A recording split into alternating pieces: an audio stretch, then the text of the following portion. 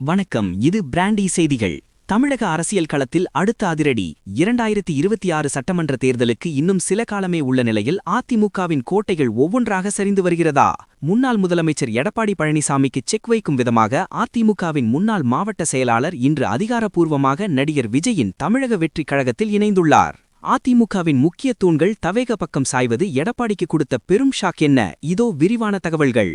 தமிழக அரசியல் களம் 2026 நோக்கி சூடுபிடித்துள்ள நிலையில் அதிமுகவின் தென்மண்டலத்தை சேர்ந்த ஒரு முக்கிய முன்னாள் மாவட்ட செயலாளர் இன்று பனையூரில் உள்ள தவேக அலுவலகத்தில் தலைவர் விஜய் முன்னிலையில் கட்சியில் இணைந்தார். கடந்த சில மாதங்களாகவே எடப்பாடி பழனிசாமியின் தலைமையின் கீழ் செயல்பட அதிருப்தியில் இருந்த இவர் விஜயின் மாற்று அரசியல் கொள்கையினால் ஈர்க்கப்பட்டதாக தெரிவித்துள்ளார். குறிப்பாக அதிமுகவின் அடிமட்ட தொண்டர்கள் மற்றும் முக்கிய நிர்வாகிகள் பலரும் விஜயின் பக்கம் செல்ல ஆர்வம் காட்டி வருவது எடப்பாடி பழனிசாமிக்கு தலைவலியை ஏற்படுத்தியுள்ளது.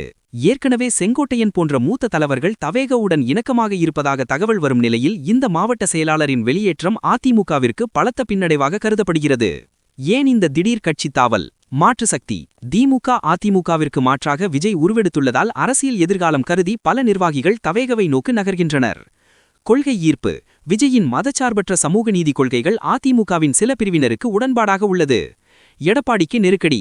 ஓபிஎஸ் டிடிவி தினகரன் ஒருபுறம் நெருக்கடி கொடுக்க இப்போது தவேகவும் அதிமுகவின் ஓட்டு வங்கிகள் கைவைப்பது எடப்பாடியை திணறடித்துள்ளது. அதிமுகவின் இந்த சரிவு விஜய்க்கு வெற்றியை தேடித்தருமா அல்லது எடப்பாடி பழனிசாமி தனது படைகளை தக்கவைக்க புதிய வியூகம் வகுப்பாரா? 2026 போர்க்களம் இப்போதை தொடங்கிவிட்டது. இது குறித்த கூடுதல் எக்ஸ்க்ளூசிவ் அப்டேட்டுகளுக்கு தொடர்ந்து இணைந்திருங்கள். இது பிராண்டி செய்திகளுக்காக உங்கள் பிராண்டி யாஷ்.